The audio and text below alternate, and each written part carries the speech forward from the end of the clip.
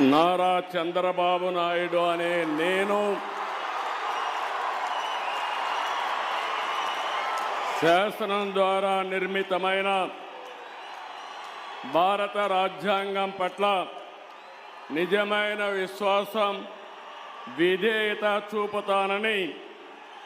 భారతదేశ సార్వభౌమాధికారాన్ని, సమగ్రతను కాపాడుతానని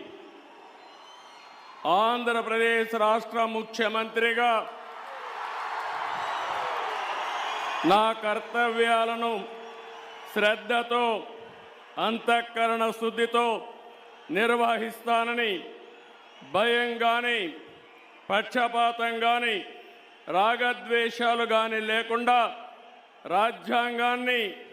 శాసనాలను అనుసరించి ప్రజలందరికీ న్యాయం చేకూరుస్తానని